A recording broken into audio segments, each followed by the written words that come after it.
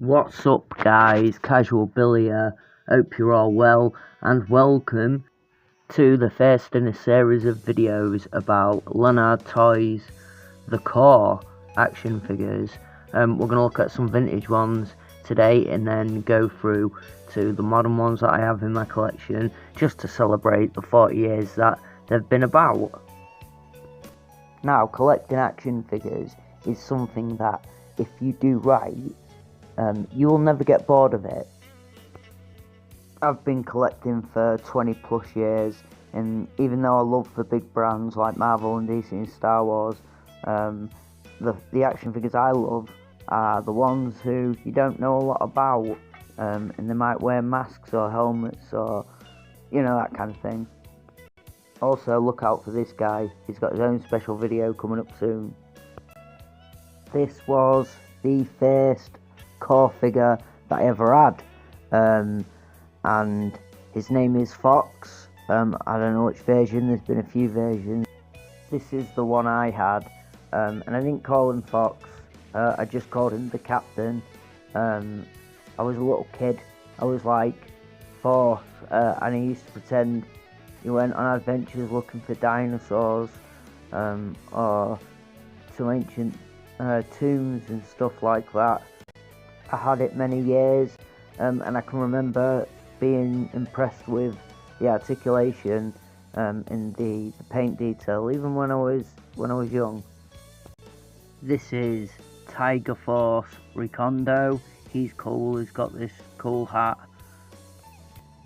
They do share all of the same articulation, being O-ring figures, but you know they are quite different to each other. I think that has a lot to do with the way the faces are done, in my opinion. The Corps figures were the ones I had and played with and adored. Instead, I never had a lot of G.I. Joes for one reason or another.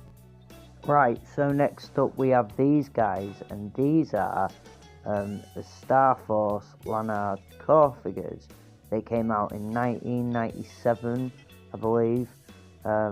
I got them for a birthday present, and I can only remember having the 3 in the back, in the white and gold.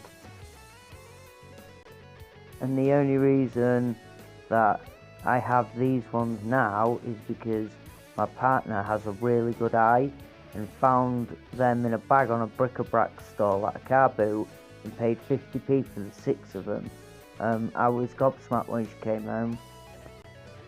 However, this sorry looking fellow was one of my recent charity shop finds, and his O-ring is about to disintegrate, so it's very loose, very rickety.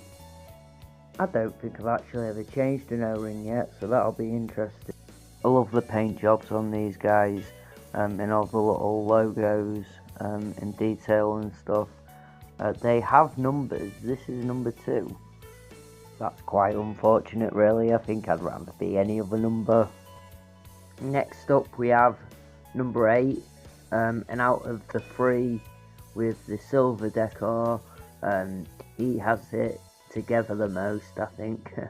But I like his gold visor. He actually has the best head of the 3 of them ones that have the silver on them. Right, next up we have number 3. He's cool. He's got this Power Rangers SPD thing going on with his helmet, and I really like his design. Problem is with this one, it was the only one that was like a little bit ski whiff, so like his legs kinda act like he's drunk and they don't want to listen to his brain. So this one I am super fond of. I can remember playing with it to death as a kid. His visor, mine had the paint stripped so many times and I just coloured it in with either like a black or a blue pen. But yeah, really enjoyed playing with this guy. Here's another one I'm very fond of, and I remember playing with loads as a kid. He was always like my boss, my commander. He's number 4, and he's got like the Star Force logo on him and stuff, really cool. Him and the one before, they don't have any head articulation, but I don't think it ever really mattered. They were just so cool as action figures.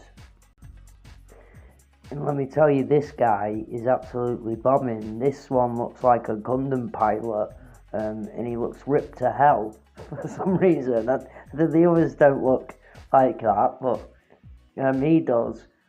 Really cool. I might have had this one, but I can't really remember playing with it much, so it must have been lost. But yeah, he's awesome. He's number 5. There are numbers missing, which is ominous.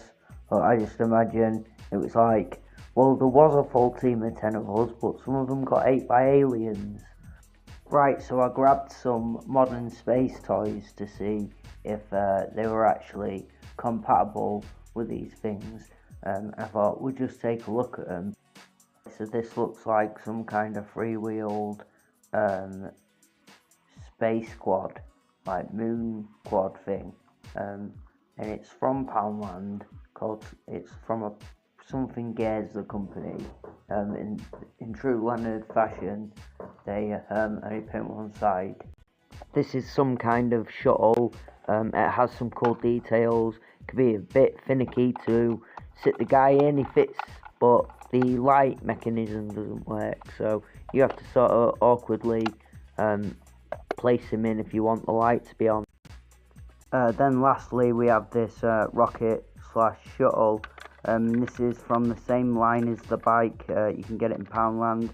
The figures don't fit super easy in here, but again, you know, if you fit finicky enough and you finagle it, eventually it'll go in. It also has this cool thing that reminds me of Fisher Price Adventure People, but the figure does not plug onto it, unfortunately. But it's cool. Probably still look better displayed with vintage space toys, if I'm honest. Right, I'm out of here. Thank you for watching, like and subscribe, and all that good stuff, and I'll see you in the next one.